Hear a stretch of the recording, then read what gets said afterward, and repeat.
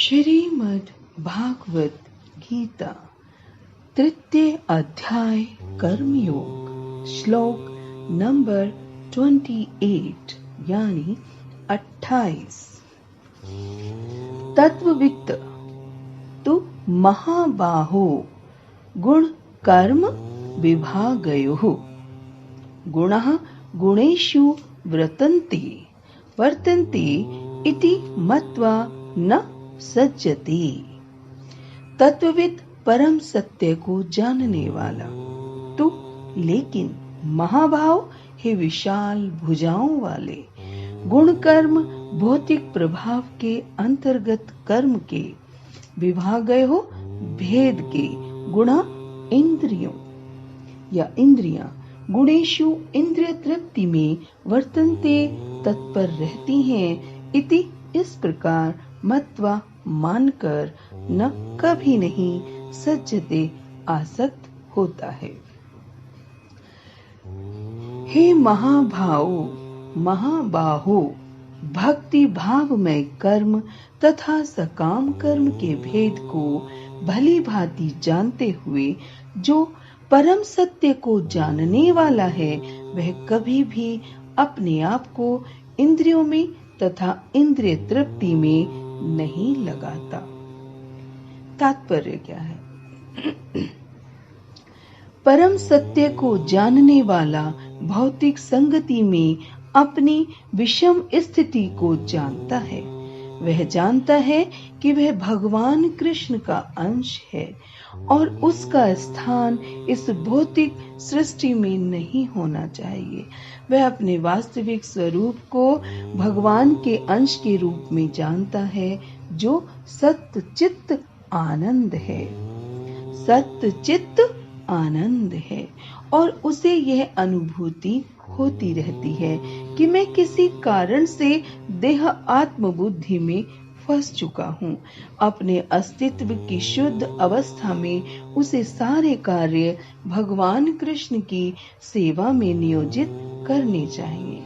फलतः वह अपने आप को कृष्ण भावनामृत के कार्यों में लगाता है और भौतिक इंद्रियों के कार्यों के प्रति स्वभावतः अनासक्त हो जाता है, क्योंकि ये परिस्थिति जन्य तथा अस्थायी है। वह जानता है कि उसके जीवन की भौतिक दशा भगवान के नियंत्रण में है। किसके? श्री कुंज बिहारी के नियंत्रण में है। फलतः वह सभी प्रकार के भौतिक बंधनों से विचलित नहीं होता, क्योंकि वह इन्हें भगवत कृपा मानता है। श्रीमद् भागवत के अनुसार जो व्यक्ति परम सत्य को ब्रह्म, परमात्मा तथा श्री भगवान इन तीन विभिन्न रूपों में जानता है वह तत्वविद कहलाता है, क्योंकि वह परमेश्वर के साथ अपने वास्तविक संबंध को भी जानता है। परिशिष्ट भाव क्या है? जो अहंकार से मोहित नहीं होता वह तत्वविद होता है।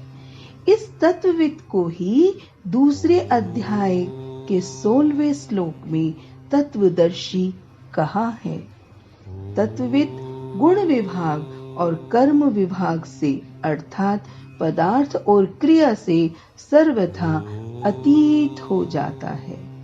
जब तक साधक का संसार के साथ संबंध रहेगा तब तक वह तत्वविद नहीं हो सकता, कारण कि संसार के साथ संबंध रखते हुए कोई संसार को जान ही नहीं सकता।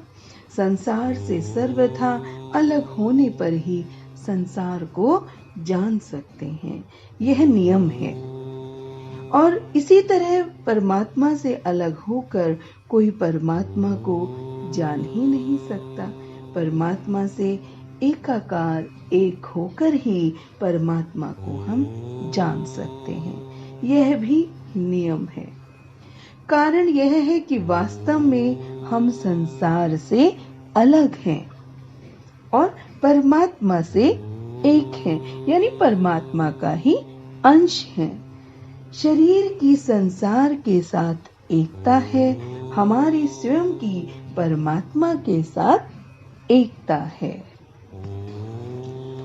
One who is in knowledge of the absolute truth, almighty armed यानी बाहु, जिसकी जो बाहें थी बहुत विशाल, almighty armed does not engage himself in the senses and sense gratification, knowing well the differences between work and devotion and work for fruitive results. Purport: the knower of the absolute truth is convinced of his awkward position in material association. He knows that he is part and parcel of the Supreme Personality of Godhead, Krishna, and that his position should not be in the material creation. He knows his real identity as part and parcel of the Supreme, who is eternal bliss and knowledge, and he realizes that somehow or other he is entrapped यानी फंसा हुआ in the material conception of life.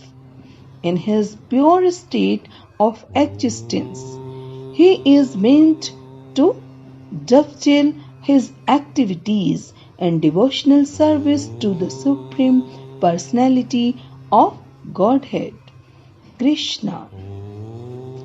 He therefore engages himself in the activities of Krishna consciousness and becomes naturally unattached to the activities of the material senses, which are all circumstantial and temporary. He knows that his material condition of life is under the supreme control of the Lord. Consequently, he is not disturbed by all kinds of material reactions, which he considers to be the mercy, the absolute truth, mercy of the Lord. According to Srimad Bhagavatam, one who knows the absolute truth in three different features, namely Brahman, Paramatma, and the Supreme Personality of Godhead, is called Tattvavit. For he knows also his own factual position in relationship with the Supreme. Shrimad Bhagavad Gita